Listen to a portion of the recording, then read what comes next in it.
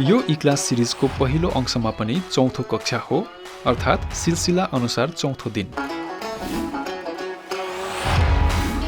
आउनुस् हामी यस अन्तर्गत पढ्ने 4 वटा विधि सिक्छौं। विधि 1, मिडिया ब्राउजरमा जाने, आवश्यक मिडिया फाइललाई सेलेक्ट गर्ने र ती फाइललाई सिधै टिपेर टाइमलाइनमा ड्रप गरिदिने।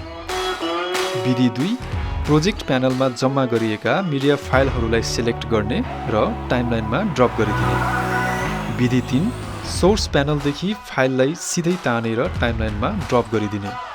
विधि 4, रोजिएका मिडिया फाइललाई ड्राइभदेखि टिपेर सिधै प्रिमियर प्रोको टाइमलाइनमा ड्रप गरिदिने। विधि 1 र 4 अपनाउँदा सिक्वेन्स सहित इम्पोर्ट र लोड पनि अटोमेटिक हुन्छन्।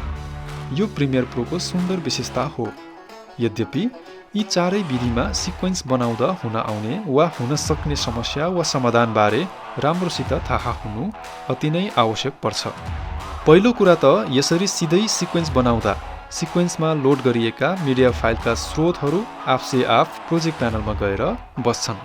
यो बाहेक अन्य आवश्यक जानकारीहरू यस प्रकार छन्, जसमध्ये पहिलो जानकारी, यदि इम्पोर्ट गरिएका वा एडिटका निम्ति तयार मिडिया फाइलहरू एकै किसिमका नभए सिक्वेन्समा समस्या देखिन्छन् वा देखिन सक्छन्। उदाहरणस्वरूप मैले यहाँ एकसाथ सबै मिडिया फाइलहरू टाइमलाइनमा ड्रप गरेँ।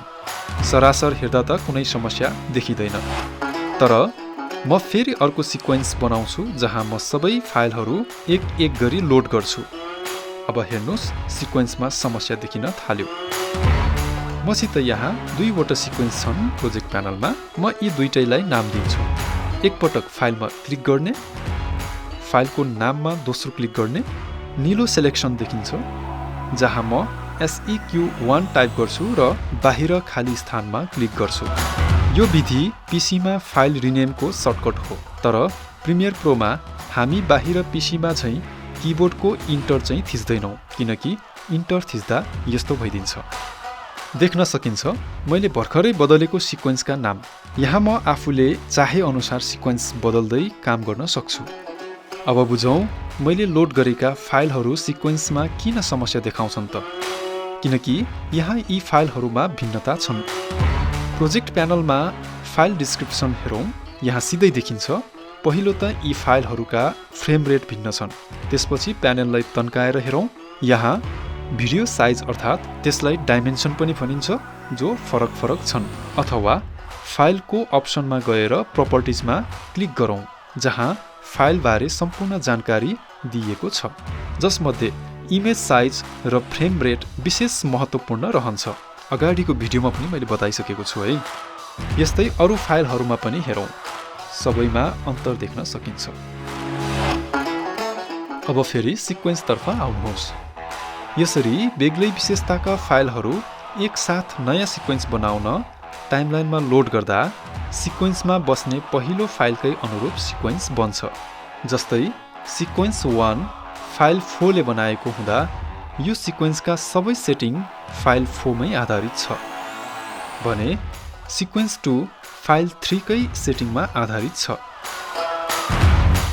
यसर्थ सिक्वेन्स 1 फुल एचडी को सिक्वेन्स हो भने सिक्वेन्स 2 4K को सिक्वेन्स, जहाँ फुल एचडी सिक्वेन्समा सो भन्दा ठुलो साइज भएको भिडियो अर्थात् 4K भिडियो जुम भएर बसेको छ भने 4K को सिक्वेन्समा सो भन्दा सानो भिडियो अर्थात् एचडी भिडियो एकदमै सानो भएर बसेको छ।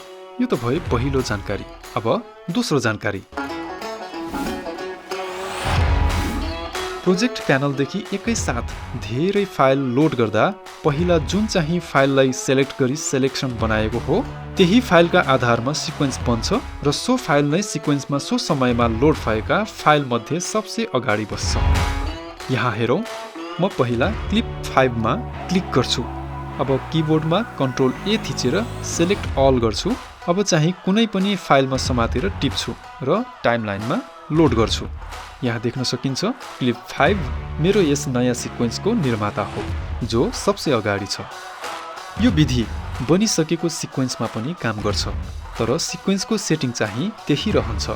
तर यदि सिक्वेन्स पहिले नै तयार छ र सिक्वेन्स खाली छ भने सो सिक्वेन्सको सेटिङ भन्दा बेग्लै सेटिङका फाइल लोड गर्दा यस्तो पपअप नोटिफिकेसन खुल्छ, जसमा चेन्ज सिक्वेन्स सेटिङ्स भनेको लोड गरिएकै फाइलको सेटिङमा सिक्वेन्सलाई बदल्नु हो भने किप एक्जिस्टिङ सेटिङ्स भनेको चाहिँ सिक्वेन्सलाई फाइलसित नमिलेकै अवस्थामा यथावत छोड्नु हो।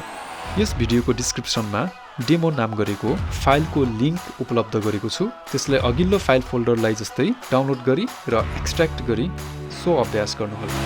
भिडियोको अन्त्यमा सिक्वेन्स बनाउने अर्को विधि पनि सिकाउँछु जो धेरैले थाहा नहोला।